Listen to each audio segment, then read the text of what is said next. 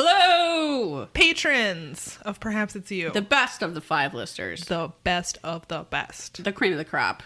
That's you. Yes. Hello. Listening right now. Hugs to all of you. Big hugs. Big mysterious hugs. Thanks for your cash money we are going to put towards the Capybara Perhaps It's You Ranch. Yes. And the mountain named after us. What else were we going to buy with Actually, the podcast? I'm going to use it all to buy beaver nuggets. Oh my god, those beaver nuggets are so good. And Cheesies. we'll finally be able to afford shipping from Australia for those Starburst gummy worms you want so bad. That's what we should do with I our want 'em podcast. so bad. Well, we just have your money thinking now. about We can those. do whatever we want with it. It's true. Like stupid stuff like that. Nah, we got hosting fees to pay Oh, yeah. and postcards to buy. It's a thank you. Yeah. It's a heartfelt embrace through snail mail. I hope you will be receiving your stickers soon. We're about to send them out. Mm-hmm. I hope you like them. I hope you stick them on your forehead or wherever you want to put them. Your bicycle, We're not telling you how to live your your life. computer, probably like not your car, Probably not. but If you want hey, to, I guess. you do you. Stick them on a can of LaCroix. I don't care. Do you know what we're talking about today, Samantha? Beyond belief. Fact or fiction? Wow, we didn't even plan that. Which is new to Amazon. yeah. And there is a podcast about it. Check Yeah. them out. I haven't had a chance to yet, but I'm sure they're doing a great job. If you love Beyond Belief as much as my brother did when the show was on, you'll want to listen to that podcast, I'm sure. Did you watch this show a lot as a kid? I did I've watch only it. seen it a couple times. My brother was really into it. I feel like he was the perfect age. Yeah. This show has sort of the appeal of what if we made an Unsolved Mysteries for children?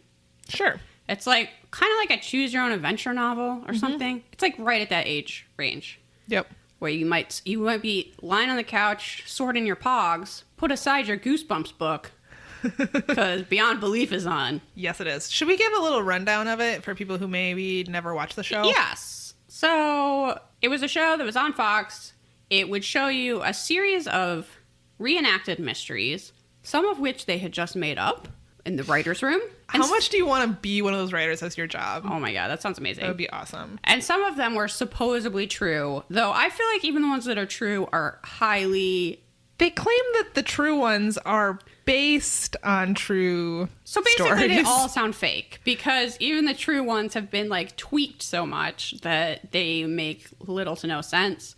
It has all of it, I don't even know what kind of theatrical acting you would call this, but the tone of it is all so cheesy and hilarious. So cheesy. So Wikipedia, I think this is Wikipedia. Let me see. Maybe it's IMDb. I'm not. Oh, it is. IMDb says, this anthology series tests the notion that truth is stranger than fiction. Each episode of Beyond Belief tells several tales of events that would appear to be impossible. At least one story in each episode is true and based on real events. Yeah, It's up that's to viewers very, very loosely based on real events. to determine which of the logic-defying stories that often include supernatural elements are factual. At the end of each episode, viewers are told which stories are made up and which are real. Former Emmy-nominated actor Josh Brolin presented the first season, and That's why we didn't do one from the first season. No, Jonathan Frakes takes over after that and on season 2, and then hosts the show from there on out. We also did Alien Autopsy, Yep, Fact or Fiction. Fiction, which he was also the host of, and that's why we wanted a Jonathan Frakes episode. So we Yeah. skipped on to season 2. He's also the cheesiness. He just brings. He it really out. brings it. He's in this really gentleman's good. study environment. Oh yeah. This really overly dramatically lit. He always does things like brings in a large painting of an optical illusion.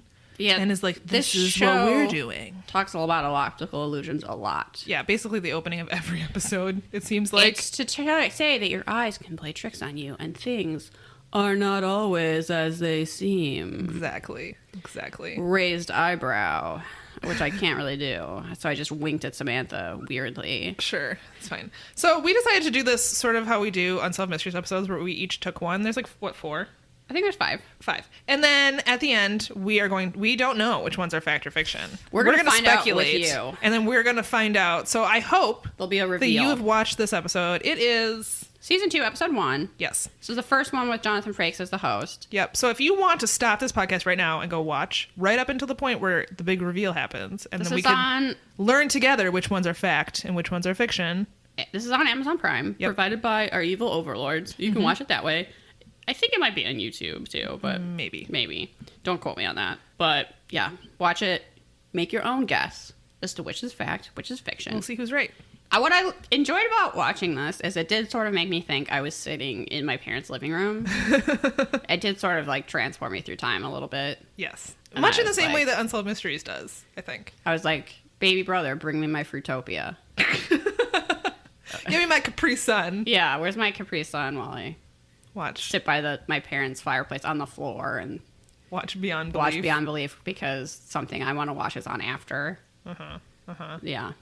Anyway, All right, should we get into it? You have number 1. I have number 1. This is referred to as The Plane.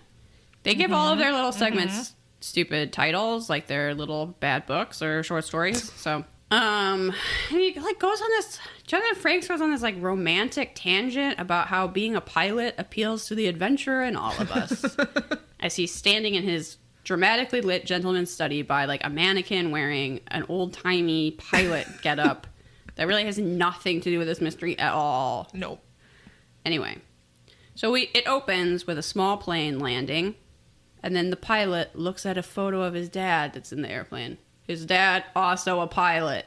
He's like in a plane as a pilot, looking at a photo of a pilot, going, I don't come much to this small airport anymore, but I just wanted to make a quick stop on my journey. Of course, things didn't really go as planned.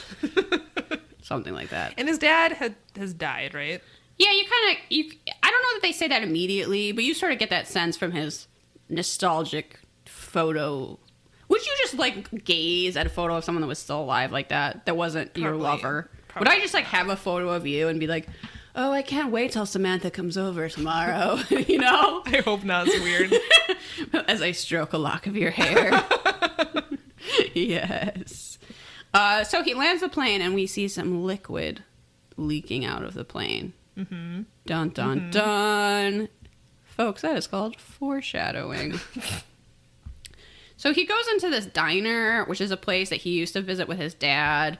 And apparently the same guy still owns the diner. And it's like talking to him about what a great guy his dad is and how he misses him. And the pilot's like, yeah, me too. And of course there's a photo up of both of them in the diner. Of course. From like their first visit there. Duh. Because somehow this restaurant is really just a shrine to this guy's life, even though he never goes there. Anyway, the pilot is apparently delivering a package for an old family friend. And the guy at the diner says, your dad was one of the best pilots I ever saw. And the pilot says, yeah, I still miss him. And This all sounds very fact so far. yeah. And then he's reminded that his dad gave him his wings, you know, that little pin. And he has the pen in his hand. No, he lost it. Oh, you're right. I He forgot. lost it a few years ago. Why? Because he's a bad son, that's why. He had that photo, though. He had the photo. Well, he got to stare at the photo in the diner like, oh yeah, that was the day my dad, the best pilot ever, gave me his wings. And if you were a child in the 80s, you might remember that if you went on a flight, For the first time. they used to give kids shit. Mm-hmm. I think that was probably the first expense they cut as it became harder and harder to run a commercial airline. But they used to give you like a bag of activities to do, and they used to give you little plastic wings if it was your first flight. And I think I still have mine somewhere. Sounds lovely. Anyway, that's what I thought about. So he has a flashback to his dad dying in a horrible fiery crash right in front of his mom. What? Why was she there? Don't And know. then he like runs up to the fire like, Dad! And the mom's like, we can't help him. Where was this plane going? I don't know. Why did it crash like in the yard of their don't know. house? This is an episode of Air Disasters I've never seen before. I would see no episodes of Air Disasters. I've seen all of them. Oh. Yeah, Travis and I like to watch Air Disasters. I don't know that I'm supposed to say this to people, but Samantha doesn't really like flying. I hate flying. I wonder why. Okay, I hated flying before this. Actually, weirdly enough, watching Air Disasters kind of makes me feel better about flying. It is very because rare. you learn how rare it is. It didn't used to be that rare, and all of the technological advances they've made because of these crashes that have made flying safer. Yeah. So while it's sort of terrifying to imagine dying in a plane crash, It's also nice to Well, learn. it's kind of terrifying to imagine dying anyway. There were, like, for instance, there were a bunch of planes that collided in midair because the technology didn't exist to help them not crash into each other. And because of those things, they have technology that basically makes it impossible for planes to crash together. So that's good. That's really cool. So, yes, I'm torturing myself by watching air disasters. Did I watch an entire season of air disasters before going on a trip to Peru that required me to fly 10 times? Yeah. Was that a good idea? No. Samantha. I just love that show, though. I can't help it. These are things I do anyway. Speaking of weird stuff that Fox TV used to show in the 90s, they really liked cobbling together a UFO special of just like people's footage that just showed like a flashlight hanging from a tree. Like you could never tell what it was just like literally a light in darkness, and they'd be like, look, it's a UFO. And they would show the same thing. You would come back from every commercial break and it would be the same stupid UFO footage because the X-Files was so popular. I remember recording a special hosted by Gillian Anderson about like plane crashes that it was just they had footage of plane crashes that they like edited into a special. But in that, she specifically told you not to wear tights or nylons when you're flying in case there's a fire aboard. Because they'll catch on fire? Because they'll like melt in your legs. Oh my God. And then now when I see people doing that, this is stuck in my mind all this decades later. When I like see people in like high heels and pantyhose on planes, I'm like, what are you doing? First of all, you shouldn't be wearing high heels because you need to be able to evacuate the plane. Yes. And you shouldn't be wearing pantyhose because those are going to melt right into your leg. Gillian Anderson told me so. And you need to sit in the back of the plane because you're statistically more likely to survive. Oh. Also, there's this crazy story where this plane that was flying like back and forth from Hawaii had so much corrosion on the plane from the salt water that part of the top of the plane broke off mid-flight, and people were basically in a convertible. They were still in their seats with no like sides or top of the plane, just like the floor of the plane. That's crazy. And they all survived except for like the flight attendant who wasn't buckled in got sucked out. But everyone who was sitting in their seat they finished the flight like in a plane convertible, landed the plane. It was crazy. It's crazy. Look up pictures of it, you guys. It's insane. That's crazy. And like a lot of regulations about planes that fly in salty conditions have come out of that. Well, Yeah. there you go. See, I thought this Beyond Belief episode would teach people nothing. And yet, we were already teaching people so much about airline safety. So yeah, he has this flashback of his dad dying a horrible death, like right in front of him and his mom, and him seeing his dad burn alive. Right, which didn't happen, but Yeah, whatever. okay. So he's in the diner, he's going to eat a cheeseburger or something, and the plane starts to move. What? And the owner of the diner... By itself, Liz? But the pilot, who I guess his name is Michael, and I never mentioned that until now, the diner owner's like, Michael, why is your plane moving? And they turn around and they're like, what? And the plane not only moves, it flies away By itself. by itself. Then he tries to radio his own plane. Yeah. Which, if someone was stealing your plane, would they be like, hello, robber, I got Please your plane land here. the plane. Yeah, what? So I wrote down unresponsive, obviously. But because we already knew the plane was leaking liquids, it explodes! Crashes to the ground. Yes, almost immediately. It gets nowhere.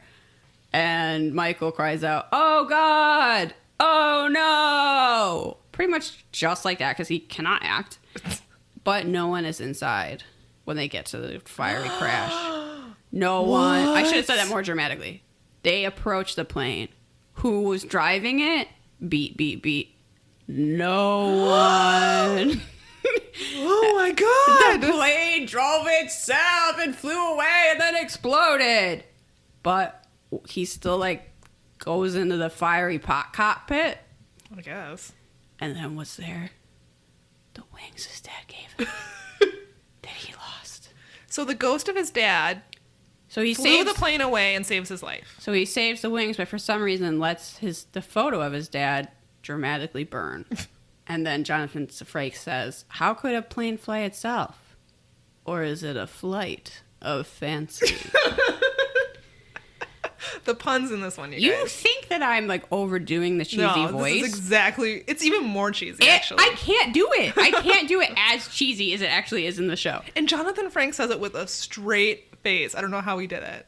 Or flight of fancy.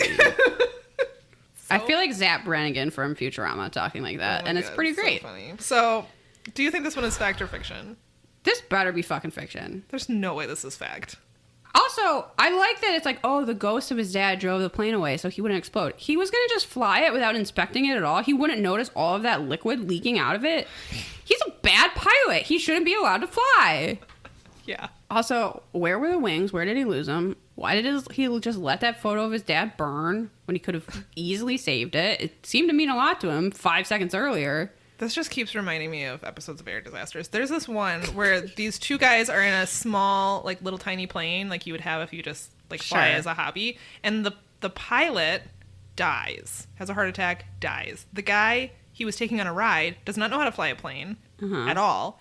And he has to fly to an airport, and the air traffic controllers have to tell him how to land the plane. And he tries, like, 4 times and almost crashes, and then he lands the plane! Whoa. And survives. Whoa. That is a crazy story. I don't know if that's air disasters or if it's just one we saw on YouTube. But if you look, I know it's on YouTube, so you can look it up.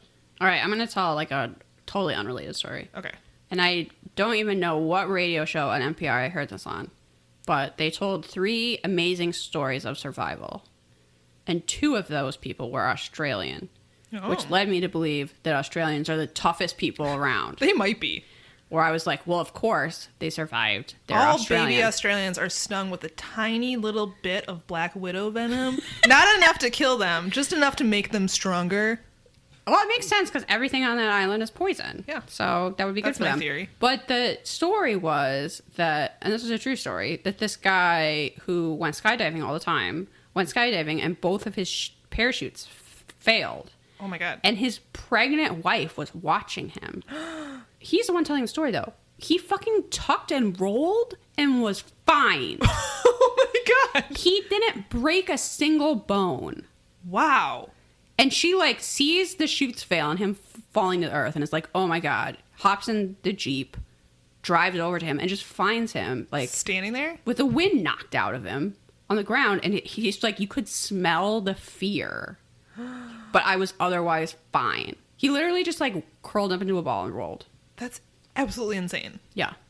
Wow. Don't try that at home, you guys. No. And the story about an American guy was a guy who, like, fell rock climbing and he broke, like, every bone in his body. Was that the one that had to cut his own arm off? No, it was a different dude. Okay, but basically same. Yeah. Wow. And I was like, of course, the Australian guy was totally fine. And the American guy was, like, obliterated. Oh my god. And then the other Australian was a woman, and she ran an emu farm, I think, by herself. And she was just, like, walking around her massive property one day, and just, like, there was this underground well that she didn't know about, and the earth just gave way, and she just fell into this underground well. Oh my god, was Lassie there to call for help? No. So she was just clinging to the side of the earth for, like, 5 days or something. Oh my god. She was delirious, she was hallucinating, and eventually people found her. That is so crazy. Yeah. Can I tell a funny story about emus that don't actually involve emus? Yes. Travis is going to be so mad at me, but he doesn't listen to our podcast anyway. He's definitely not a patron, so Nope. there you go. He grows hay. Uh-huh. His family's farm, they used to do other crops, but now they just do hay. And for the longest time, he told me that one of his clients had emus. Uh-huh. And he was like, one day, this is when we were dating. He's like, I'll take you to see the emus. And I was so excited. I'm like, I've never seen an emu before. That sounds Yeah, awesome. that sounds awesome. And then one day he's like, oh, yeah, I thought they were emus, but actually they're alpacas. Oh.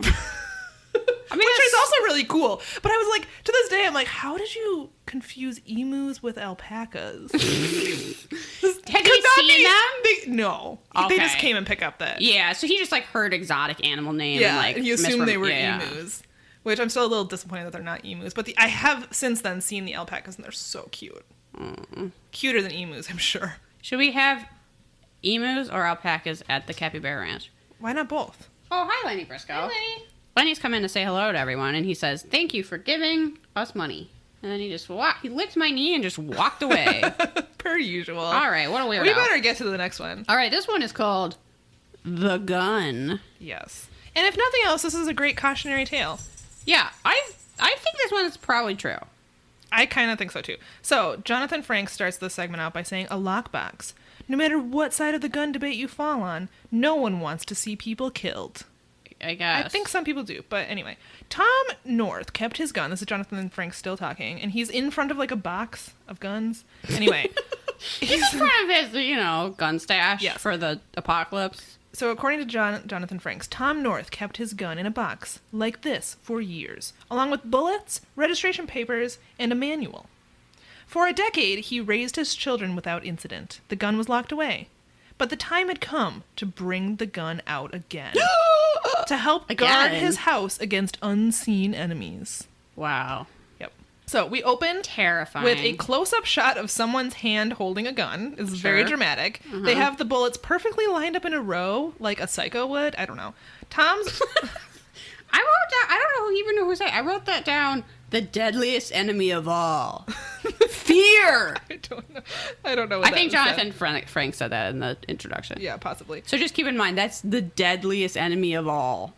Yeah. Fear. So we're seeing a close-up of a hand loading a gun. Tom's wife is narrating, and she says that she knew sooner or later Tom was going to make her learn how to use his gun, especially with everything going on in their neighborhood. Which was literally every single house getting robbed one by one. Yes. So there was apparently a rash of robberies in their once secure neighborhood. So the hand loads the gun while she is talking, and the scene ends by the hand pointing the gun at the camera and very dramatically, pulling the trigger. I thought I was gonna die. Did you? Did you really? It was so realistic. So we cut to Tom and his wife in the kitchen. This is not nice of me, but I don't particularly like Tom. Granted, this guy in the reenactment doesn't deserve this, but I said he looks like an inbred backwoods villain in a slasher movie. I said, slightly more politely, bald plus gray mullet is a bold choice. Yeah, I think it's really the baldness with the mullet that makes them... Yeah, it's not a good look. It's not. I'm sorry to the man who played Tom in this reenactment. Anyway, so they're talking about how people are waking up to find hoodlums in ski masks rifling through their stuff while they're sleeping. Not hoodlums! Yeah. People don't actually want to rob your house when you're home. They want to rob your house when you're not home. No. Yeah. So Tom has a work trip planned and suggests that he cancels in lieu of this rash of robberies in the neighborhood. I like that she was like, suddenly, I didn't feel safe anymore. After literally every single person I knew was robbed. I was like, that's weird how just suddenly that happened. Who knows why? Weird. So his wife tells him not to. Tom agrees, but suggests that his wife keep the gun on her at all times. She doesn't just say no. She says, we've prayed for this promotion. Oh, yeah. And I like that. I don't know. It just seems like this really unnecessary detail to picture this couple praying before bed. Dear Lord, may my husband get this promotion. Also, may he insist that I take a gun after I've told him I don't know how to properly use one. Over and over and over again? Yeah. Yeah, so she's told her husband over and over again that she doesn't want to learn how to shoot this gun. She doesn't know how to... He's like, I never taught you how to use this, but I'm going out of town, so here you go. And she's like, no, that's a terrible idea. But he just insists. Yeah, so she says she doesn't want to, joking that she'll probably just shoot herself, to which he replies, this gun only shoots bad people. Uh-huh. Mm-hmm. So Tom's wife hates going with him. Also, people do shoot themselves all the time. Yeah. So Tom's wife hates going to the shooting range with Tom. She tells him that she is uncomfortable even being around the gun. She literally can't sleep because she has so much anxiety about the gun.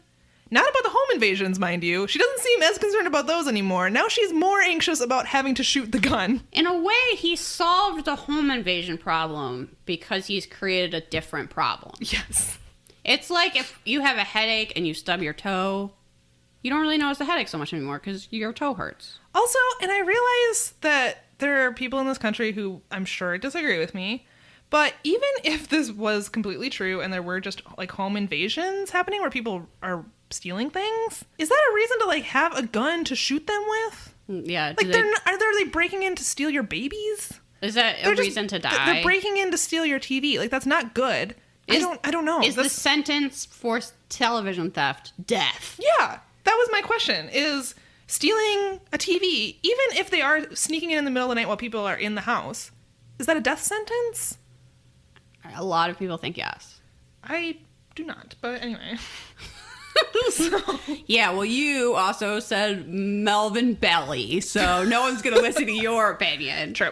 So we see a reenactment of Tom's wife waking up to the sound of glass breaking. The phone lines appear to be cut or down because she grabs the phone next to her bed and tries to call for help. So she grabs the gun and slowly walks downstairs. Spooky music plays, and you see an intruder at the bottom of the stairs. He rushes her, and she tries to shoot the gun, but it won't fire. Then she wakes up screaming. I will say about this reenactment that it is kind of scary. Like, the music they play, they're, like, sneaking downstairs. You don't know who's here. Like, they did kind of a good job shooting this. I wrote down quality nightshirt, I swear, is from Kohl's. Probably was. So she insists that her husband inspect the gun, but he says that it is in perfect working order and there's no reason why it wouldn't shoot. Okay, great. Yep. Now we cut to Tom being actually out of town, and his wife wakes up in the same exact way that she did in her nightmare. The phone lines are down. She picks up the gun and sneaks downstairs just like she did in her dream. You hear someone smashing things while she's sneaking.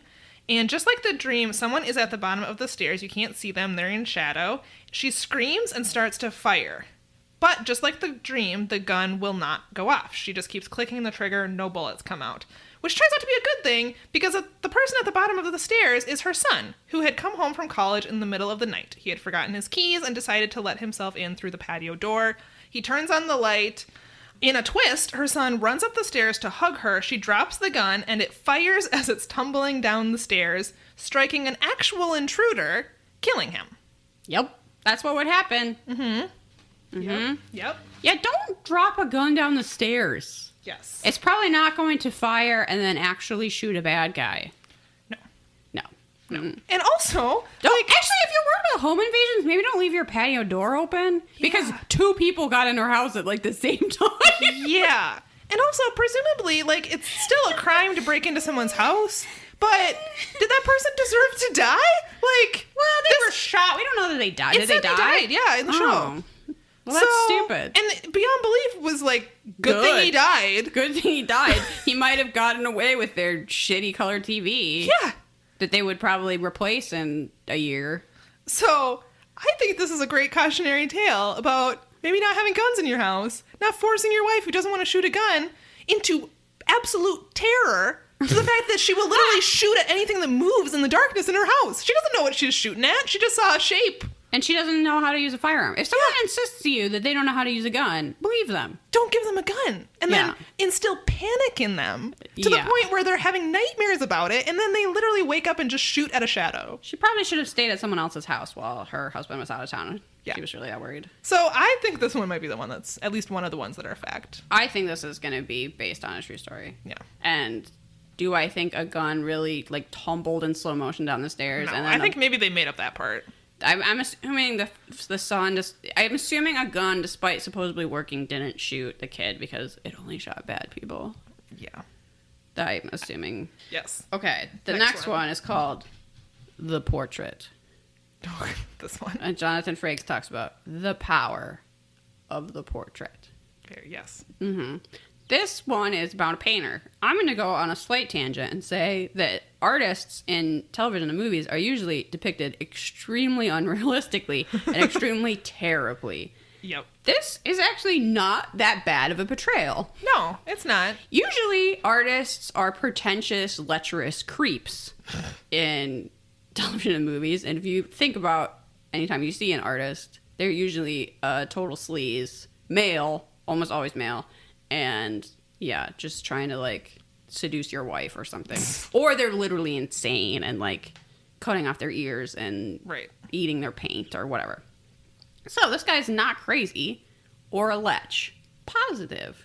Also, the portraits that he paints, surprisingly good. Yes. Despite the fact that the actor is clearly not painting them and is just kind of moving a brush like half an inch away from the canvas. Some of them are actually kind of good. They are good. On television a lot, you will see people clearly not drawing something. And then someone comes up and they're like, oh my God, I didn't know you were an artist. It's so good. And then you look at it and you're like, that's terrible. No one would be impressed with that ever. I don't know who painted these portraits, but they're good. Anyway, we open on William Corazine, who was formerly a landscape painter, but starts painting, as I said, portraits. And it opens on him painting an old elderly woman in a beautiful purple gown. Yes. And the portrait of her is fine. It's pretty good. And she's like, oh, when will I be able to pick it up? And he says very dramatically, it will be available for delivery Wednesday. Everything about the show has to be so dramatic. And she's like, oh, Wednesday? I didn't know it would be so soon. And he's like, would you like to reschedule? Even though it's done and you could just take the portrait right now? No. I assume it had to like dry or something. Yeah, Maybe he that's made true. some finishing touches Actually, to it. oil paint can take like years to dry to be like fully actually solid. Oh, I didn't know Just that. so you know. Oil paint's terrible. Anyway. I say that because I don't know oil paint. It's too fumey. So she's like, oh, I didn't know but it would be so soon. But very well. But that's when we find out that this man has a strange power that we have no idea how he realized he had, and it seems like that first time would have been quite alarming, which is that if he paints someone's portrait, they die. This would actually be a very good horror movie. And there's a creepy room that his assistant hangs all the portraits in because people don't actually collect them. Because they always die? Because they're dead. Yeah. And that's spooky. I don't know why he needs an assistant. She doesn't seem to do anything except hang up the hang portraits up when the he's portraits done. of dead people. Because, I don't know, he's not really making that much stuff. I don't know. His little studio, though, is pretty He has a very nice studio. nice. And he Great has, light in there. I always wonder why they show painters always standing when they're doing this.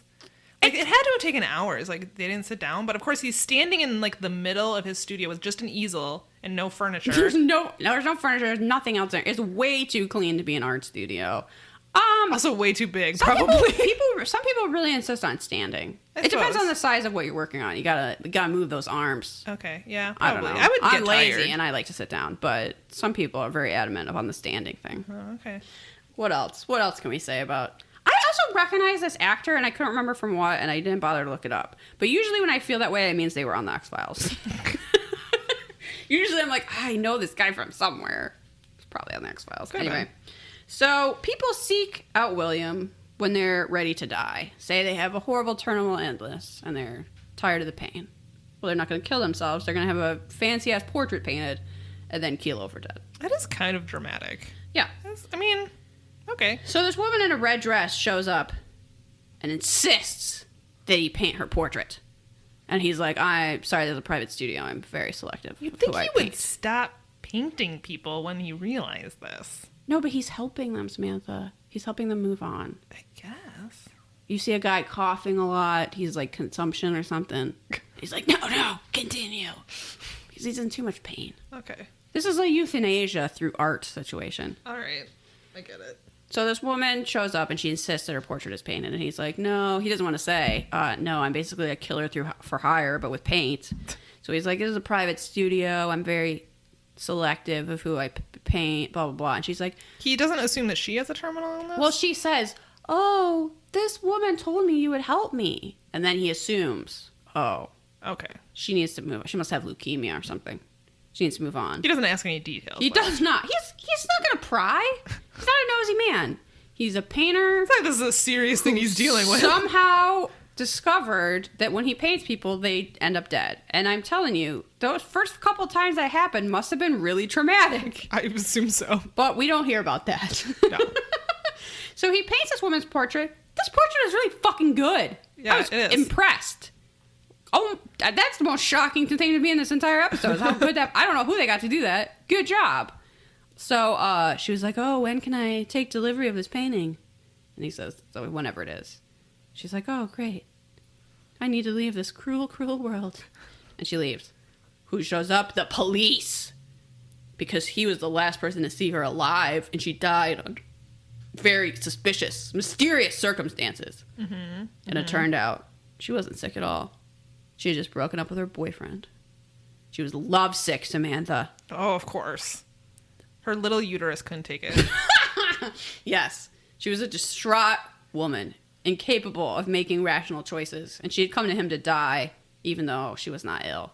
And the artist is so distraught over this. And his assistant comes out and is like, what's wrong? I sound like I'm in a high school play. And he's like, no, that woman who came, she died. And she's like, yeah, isn't that why you painted her portrait? But she wasn't sick. She was just heartbroken. And the assistant's like, oh, no. I do nothing except occasionally hang up a painting. And then the assistant leaves and we never see her again. Because it's time for the artist to paint One final portrait. one final portrait. Which they act like you might not know what that is. Oh, that's right, motherfuckers. It's a self-portrait. He takes himself... sounded like that in the show. Oh, that's right, motherfuckers! He takes himself out. Or perhaps Richard Branson. Because the portrait really, really, really didn't look so much like him as it looked like Richard Branson, who I assume self-portrait, you just... is now dead. Wait, that's another thing. What if you painted someone, but it kind of didn't look like them and it looks like someone else? Would that person die? Actually die. I bet the intent makes a lot of difference. That you were like painting a picture of Emilio Estevez and then you were like, no, it looks like Martin Sheen. And then Martin Sheen keels over dead. You know? We'll never know. You know how that happens? You're trying to paint a picture of Emilio Estevez. It's a really common thing. Just happened to me the other day. Now that I think about it, it's a good thing I don't have this power. Yeah. Wow. The last thing I wrote about this was, ask more questions, dude. Yeah, there should be a vetting process. So you just see him lying on the floor of his beautiful studio, which, does the assistant get that place now? I don't know. I'm sure did she hang up the painting? Was that her final act? Her final act was to go, It fills the final space in the wall. Who's going to cut my last paycheck? Now that fake Richard Branson is dead. Fake Richard Branson. It's even cheesier than we're making it sound. That's what's not going to work about this Patreon episode is I don't think we can capture the true cheesiness that is beyond belief. No. Fortunately, you can go watch for yourself on Amazon. I'm crying. Not in sadness, in absurdity. Is that something you can cry? It's indeed absurd. All right, that was the portrait. Yep. All right. So this next one is called All Access Pass. I wrote down Jonathan Frakes mascara in this shot is killer. Sure. So if anybody knows what mascara Jonathan Frakes uses, let me know. His lashes looked great. Yeah, he does have a bit of a smoky eye going on. Totally. It's a little mysterious. Totally. So we're in a hospital. Eddie and Kevin are teenage boys, and they are both in the hospital. They're roommates, and they are both very bored. We learned that Eddie's father is a doctor, and Eddie is being subjected to a lot of medical tests. And also, Eddie is afraid of dying. Yes. Unlike most people, Eddie doesn't want to die, which they bring up as like a character trait about him. Yeah. Where it's like, Eddie, Scorpio, has 2 hamsters, is afraid of death. Also, that guy Kevin has the most like 90s. Oh my god, look. the frosted tips. He's got like halfway bleached hair. He's got 2 hoop earrings, one in each ear. He looks like he's He has like the wide pig face of like a minor bully who rides a skateboard and is always like trying to get other kids into trouble. Like this casting is so spot on. Yeah, they're clearly painting Kevin as Eddie. They're clearly painting Eddie as like he's a square. He's a square. He's a straight A student, whatever. He's in the chess club. And then Kevin with his sick frosted tips is clearly like the bad boy type. Yeah. So. He's listening to Blink 182 and stitching out on math class to go smoke behind a dumpster and is for some reason in the hospital that we never find out why. No. So we learned from the narrator that Eddie has a heart murmur, but for some reason, like, no one will tell him why he's in the hospital and has to go through all these tests. Yeah, it seems cruel. Yeah. So we don't know what is wrong with Kevin. We do know that Eddie is afraid of dying. Like, Liz Yeah, said. I would like a little more background info on Kevin. What is Kevin afraid of? Clowns? Maybe. Spiders? Falling off the skateboard? I don't know. Well, yeah. Maybe that's why he's in the hospital. Girls finding out that he's really not that cool? No, maybe. So Eddie's father comes to visit him. He hangs up his coat between the two boys. While Eddie's father is distracted by talking to Eddie, Kevin sees his pass hanging out of his jacket pocket and takes it. I didn't mention that at the opening for this mystery where Jonathan Frakes does his little monologue, he has like this all access pass. Yeah. Which holds the power to get into any room in the hospital. Well, he talks about like how everyone wants an all access pass to a concert. But you know where it's different? A hospital. And I was like, yeah, because no one calls that an all-access pass. No, it's like your badge. And it just... You weirdo. Those aren't the same thing. It's very strange. He's like, you know what's different? A different thing. Thank you. Thanks And for that. equating a badge that opens up doors in a hospital to an all-access pass at a concert is a very bizarre comparison. Yeah, even if you have an all-access concert pass, it doesn't mean you can just, like, burst into people's dressing rooms and stuff. That's true. You know that? That just gets you, like, a 5-second meet and greet. Yeah, you just stand backstage for a little bit while people are, like, tuning guitars. Yeah, so... Or you go to the morgue. Same thing! So, after Eddie's dad leaves, Kevin pulls out his IV and says, let's go out and have some fun. Eddie is, like... His dad runs the hospital, has a kid in the hospital, and only stays with his kid for like 5 seconds. Yeah, he's like, bye. Bye. See you later. I promise this is your last night in the hospital. Kid, I haven't told you why you're here. So Eddie's like, I've been all over this hospital. My dad's worked here since I was born. To which Kevin says, I bet there's one place you haven't been. The roof. And then we cut to the morgue. Parking lot. Oh, yeah, it's the morgue. And the shot of the morgue is hilarious because it has this, like, red flashing light. Like it's a top secret nuclear facility or something. Morgues are not places where people work, Samantha. They are secret antechambers where mortals dare not tread. So they use their all-access pass to get into the morgue. There's literally jars of brains, like, sitting around. Okay, like it's so unrelated, but I totally forgot I wrote this down. The other kid, Eddie, I wrote down, this kid's eyes are pure black. I didn't notice that. He has no soul. That's what I wrote. That's hilarious. I didn't notice that. So Kevin runs into the part of the morgue where they keep the bodies, you know, like behind the doors. Yeah, I don't know what that's called. But you've seen it.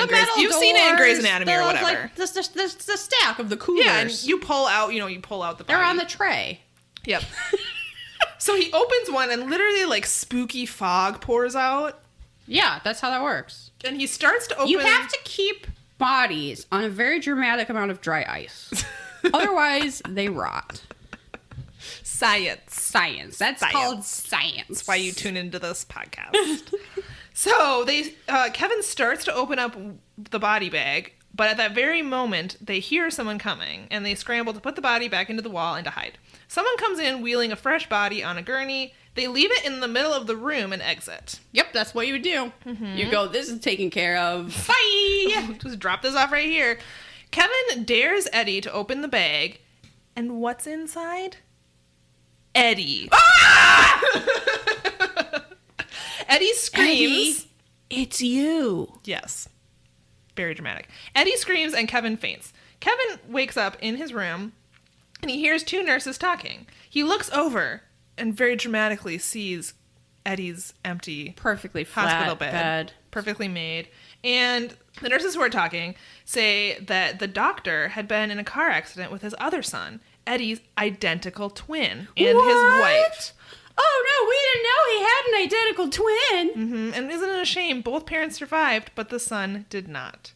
That's whose body Eddie saw in the morgue. And sadly, Eddie's heart just gave out when he saw himself, which was really his twin brother, in the body bag. Because he had a heart murmur, so his heart was weak. So weak from that murmur. And he just couldn't take it. He definitely would have just keeled over dead.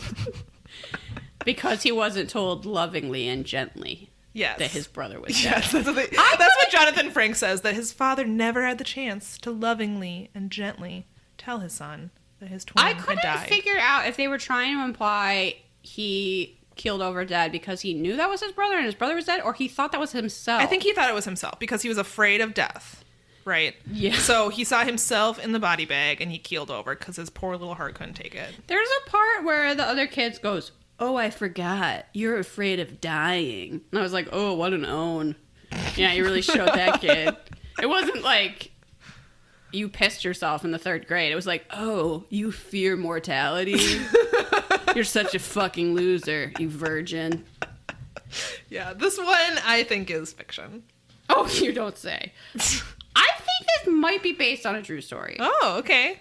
Despite the fact that it clearly did not happen, I think they're going to say this one There's is like true. a nugget of truth in there. Yeah, which is going to Okay. be that a kid saw his dead twin. See, this is the thing. We may have to like Google it or something because they'll tell you that it's fact or fiction, but they don't like give you any No, details. there's no- They're just like, this one is fact, And you go, what? That's it. That's how that works. yeah. So we have one more. Yes, it's called The Caller. And I like to think of this as the story of Alex Jones, but I don't know that that is true. If this is a true story, I'm going to say it's based on Alex Jones. Sure. So this opens on like a shock jock radio DJ loser on the air after Jonathan Frakes says, "Is it true that the pen is mightier than the sword? Then what do we say of the microphone?" What do we say? We're- Podcast host We're using of the microphone. microphones right now. Is it mightier than the sword? I mean, did I Mightier than the pen? increase beef jerky investments? Maybe I did. Maybe. Maybe you did. And then he also says something about when the microphone becomes the instrument of the living nightmare. That should be the slogan of our podcast. Yeah, badass. It really should. The microphone is what is it? The instrument of the living nightmare? Of a living nightmare. Mhm. Okay. Someone put that in a review. Yep. But then also give us 5 stars. Yes, please. Okay. So this radio host hates his listeners. They like specifically say, which is weird. It's not like he's Why would anyone listen to a radio show like that? It's not like he has an antagonistic relationship with them. It literally says he hates them. And He might have an antagonistic because like they call in and he just insults them. like he just insults them and people think that's funny, but I'm not really sure why they call in. But you know what? not sure. I don't really understand why anyone listens to any of those types of shows. So what do I know? It's true. So the first thing we see is a caller who calls in saying that she saw a UFO. And he insults her for being crazy and stupid. The very next caller that we see asks about, what about your son? What about your son, Alex Jones? And he's like, I don't have a son. You're a moron. Toilet sound. Bye. The toilet sound part didn't really happen, but you get the idea what kind of show this is. Sure. But the producers and people in the booth, can they hear the call? They cannot. Oh, they sure can't. So they're like, what is he What talking is he about? talking about? There's no caller. We also see him get mad at some fortune cookies because he's a real jerk. You like hate opens a fortune cookie Yeah. and eats it and like And then he was like, ugh, all these cookies have remember the what- same fortune in them. And he storms out. And then one of the, I don't know, his producer or someone working there looks at him like, no, they don't. yeah, that was a hilarious moment. Do you remember what the fortune said? It was something about Oh, it wasn't even like that related to what I thought it was going to be like really on the nose, but it was something about like things come back to haunt you. Or I don't know. or something like that. I don't even remember. I just wrote down that he got mad at a cookie because he's a real jerk. So they're like, yeah, so there's a little problem. We can't actually hear this call. And he's like, I don't know what you're talking about. Just fix it. Ah, I'm a jerk. And then the woman immediately calls back. Actually, it's not a woman. It's a I should stop saying small that. child. It's a voice. I was at first assuming that it was a woman. Kind of sounded like it, but it's I think But it's actually a child. So anyway, and the child says, "You didn't answer my question. Do you remember Robbie Griffin?" And he's like, "What is this?" And he switches over to another line. "Oh, the same caller's on that line too, Alex Jones. You can't escape. It's on every line." And then he like just suddenly admits that he did have a one-night stand that resulted in a son, but that's no one's business and they shouldn't be calling about. He just like he very quickly, this is the reason I'm calling him Alex Jones, loses his shit. yes. So quickly does he become unhinged that someone has called and asked about his son. And he tells this story about how he once was driving through the town where the woman he had this affair with lived and was like, you know what, I'll stop and see my son. As if that makes him like a great guy that like one time because he happened to be driving through, he was like, I'll go check on that kid who is not a baby. He's old enough to be playing baseball by himself in the front yard, where he's doing that thing where you like throw a ball and it bounces back to you. And then the voice says, "You left out a part. I had a glove." It's his son! Oh, but it can't be. Because in a surprising twist, that son is dead. Dun dun dun. What? And then meanwhile, this guy's like pacing around the studio, losing his shit. Sweating like a pig. He's like breaking things. He's like clutched on the floor. It's dramatic. It's very dramatic, and you sort of get the sense that everybody that works there hates him so much that they're like, "What's up with Alex Jones?" Finally Whatever. Cracked. He's totally lost it. So, he's like on the floor, and then he sees a baseball glove, and then a baseball like rolls across the floor because this is not dramatic enough. And he's screaming, "You are not my son!" as he collapses, while the people in the booth are like, "Yeah, we can't hear anything." And also, he's losing his mind. Could you get the owner of the station in here? So, what do you really think happened, folks? As if that was not enough. As if. As if. Obviously, that was the best story ever told in the history of mankind. The lines were actually down. There was a lightning strike, and no calls came through. But it was his highest rated show ever. But he also never made a show again! Ah! If only that would happen to the actual Alex The Jones. real Alex Jones. His highest rated show would be the one where he Loses his completely mind. loses his mind and just screaming, "You're not my son" on the floor, but then never makes radio. I don't even really... I'm also just imagining, this is not how it was on the show, but the producers in the booth just like eating fortune cookies and just watching this whole thing go down. That would have been great if they were just like, "We knew this day would come." Chomp, chomp, chomp, right? Well, they kind of were like the owner of the station, when Kyler comes in, is like, he's been listening to the radio, I guess, and it's like, "What is happening?" And they're like, "We don't know." We don't He know. finally lost it. They're not really like concerned. Not really. And they were like, "Get this off the air," and they can't because of ghost reasons. And that they better not claim that's real. I don't. This is actually, I kind of feel like there's a nugget, like this one might have a nugget of truth, and they might say this one is fact. With the thing about the lightning strike and everything. Maybe. Oh, okay. Let's find out. We can find out. Okay, so Okay. let's go through them first. So the plane crash is number one, and we Plane both think crash. that one's Plane- fiction. Oh, that better be fiction. And then Bitch, that better be fiction. the gun one we both think is fact. Yeah.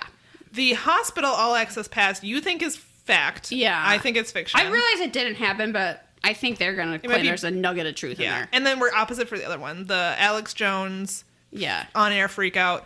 I think that one might be fact, and you think it's No. fiction. So should we find out? Jonathan Franks, Okay, everybody. tell us. Let's find out together. is passed based upon fact. It's your call. It's our call.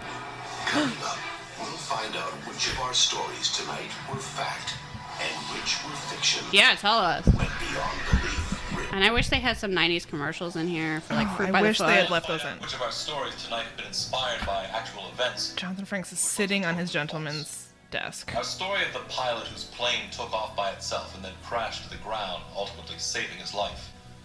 Was that a work of fiction? Yes. They're showing a little recap. The show This really guy is like... squinting at the plane is something else. These shows are like so stretched out. They really are. Like there's no need for a recap. We just saw this thing. we just saw this. Well, they probably spent a lot of money on that plane crash. Yeah, so. they gotta milk it a little bit. Was this story inspired by an Nope. actual event? Sure wasn't. Yes. Ah! The event did take place. No, it did not! Fact! That is crazy. That one did is, no. I do not believe that. Can we Google this? How do we find out if it... How if a plane ever flew by itself because a dead dad was flying it? You can't Google it. Go to Snopes. Did a plane? Oh, I'm like so frustrated right now. How do we... I don't even understand.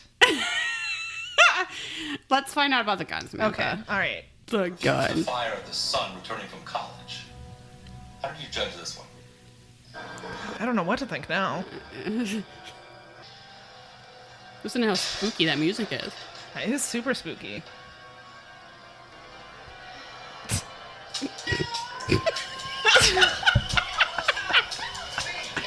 She continues to fire the gun, even though her son is clearly standing there. A gun that wouldn't fire at innocent people was actually based on an incident similar to this one. Okay, we got that one right. Fact. Fact. You notice he didn't say that the gun then shot an intruder. I also love that he said, based on an incident similar to this one. Yeah. Like, all right, so you made it up. Got it. Of life and death in his hands. Was it reality based or false? Oh, This is the painter. Oh, we didn't talk about this in our recap. We What? thought the painting one. Did you think it was fact or fiction? There's no way. I don't think we talked about it because I just forgot. how could painting someone's portrait mean that they die? It I doesn't don't make know. any How sense. could a plane fly itself? This is like a Stephen King short story or something. Okay, here we go. Listen to that nice I music. would like you to paint my portrait. No, I'm sorry. This is a private studio. Look, I don't have a lot of money. I can't afford to pay you much, but I really need you to paint my portrait. He does look vaguely Mrs. familiar. Larson said you would help me. Well, then I have to do it. It's the artist code. If you guessed that there was an actual recorded happening of an artist that seemed to have this power, you were right. No! I No! don't believe this show at all. I'm gonna call Amazon and complain and say they should give me a free month of Prime because that's so stupid. So far, they've all been fact. This is crazy. All right, I wish I was dead. the hospital one's next. Tale of the boys who lifted the hospital pass and used it to explore the morgue. The morgue. He looks like he's an extra on Malcolm in the Middle. They both do, actually. Here's Eddie, it's you. Eddie. It's you.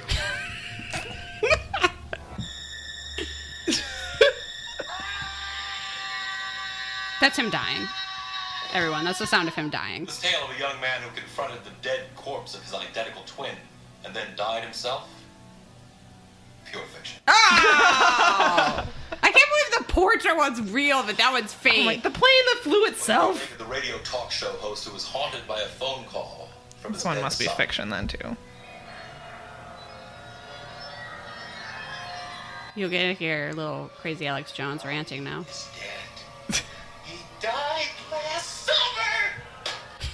Freaky, man. Who the hell is So Rob? worse. We did not talk about this guy's perm. Yeah, he's like the worst actor ever, too. Clive, Clive. unlock the door. Unlock the door, Clive. He's got a little mixer just like us. Whoa, we could be on the radio. Oh, we kind of are. Was there an actual story that we based this otherworldly confrontation on? No. Not this time. It never happened. Yeah! Jonathan Frakes' devious smile when he's saying that too. Yeah, he's like, he really acts like he's put one over on you every I know. time. He's like, you're probably a fucking moron and you thought that was true. God, I wish But it was false. I wish there was a way to Google these to find out how much. Someone needs to do that work. Do you think? Maybe that's what that podcast is about. Maybe. And they actually do the research and find out There's only the one. real tales behind these. Do you think? They just made them all up, Samantha. I was just about to ask that. Do you think they literally made them all up? Yeah. Or they just like, you're like, I think I once heard someone say this. And they're basically like urban legends. That's kind of how they have an urban legend feel to them. Yeah. And it's like, no, someone was once eating a Taco Bell burrito and then a spider laid eggs in its mouth. Did you ever hear that story growing up? No, that sounds disgusting. There was an urban legend that went around my school about someone eating something from Taco Bell, and because of that, somehow a spider like laid eggs in their mouth, and then they like hatches and all this. That's not true. Oh, it's horrible. It's ridiculous. But that's what the show reminds me of. Because then everybody was like, "Nuh-uh, this happened to my cousin's friend. It's totally real. This Taco Bell spider story." Like everybody would always tell it, like, "No, it's true because I heard it from so and so who heard it from so and so who's." I want to know the true stories, but you're right. There probably aren't any. Should we rate this? I show guess somehow. out of Robert Stack's? Yeah. I thoroughly enjoyed it, but it is frustrating that these seem completely implausible, and you know that they maybe have a tiny nugget of truth in them.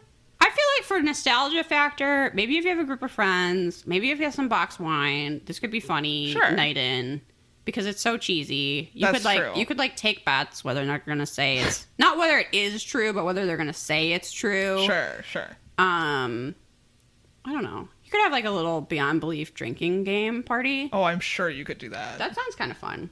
That's what I would recommend it for. I'm gonna give this like a 3 Yeah. Robert Stacks. 3 out of 5 Maybe Robert if you're Stacks. like sick and you don't want to watch something serious. Sure, you could turn on some Beyond You could Belief. turn on Beyond Belief and just let it play while you moan and hold your stomach. I feel like this show would be good for that. It could be, yeah. Is it sort of frustrating that there's no way someone once painted portraits and that those people died? Or a plane flew itself. Yeah. Man, well, But, whatever. how would you rate it out of mysteriousness? Because we'll never know. I guess it's high on the mysterious scale, but also it's probably all fake, so I don't know. Yeah, that gets an NA. Yeah. The reenactments, though, they're pretty funny. They're pretty funny. And you get to see some like very 90s middle class white people house interiors, You do. which amuse me to no end. So that's a reason to watch. I guess. If you're Liz, I guess. If you're me and you can go like, oh yeah, I remember when people's houses looked like that. Just kind Yeah. of nod to yourself as you drink your Fruitopia. Or no, you're clearly Canadian. Yes. Which is something you can actually get. And they brought Zima back. Zima would be actually, forget the box wine. Throw that in the garbage. You're going to want to get some Zima for your Beyond Belief drinking game. That would be the perfect beverage for this. It would be. And then make some Beyond Belief Pogs. And then when you make Beyond Belief Pogs, you fucking send us some. Do not keep them all for yourself. That is selfish. It sure is. I'm obsessed with this product my brother used to own, which was a Pog maker. Oh my god. Which it was just Pogs that had like sticky on them, and you like put them in this like almost like a button press with like a picture of a magazine, and then you went, and you could make your own. That's amazing. It's just like the most 90s product imaginable. It really is. So make me some Beyond Belief Pogs. Sure. That's my new demand. The weirdest demand yet. It is a little weird, but Samantha's like, someone don't knitted bother. us a portrait of a porpoise of justice. So. Yeah, you never know what's gonna happen. You never know. Is this where I thought my life would be a year ago? No. It sure wasn't. I'd be sitting around eating my beaver nuggets and staring at a crocheted porpoise of justice. If you had told me those things, I would say, I don't know what either of those are. What's a beaver nugget? What's a porpoise of justice? Leave me alone. I'm trying to watch Beyond Belief. Strange world we're in. All right, I think that's about it. Did you ever watch the Goosebumps TV show? The TV show? I don't think so. Maybe we should do an episode about that. Oh, we could. I don't know if you can watch that. Or Erie, Indiana. Did you ever watch that? I've never heard of that. That's like a kid's version of the Twilight Zone. Oh, okay. All right, anything else? No. Okay. People should solve mysteries. Bitches. Yeah. Get out there and solve some mysteries, bitches. Bye. Bye.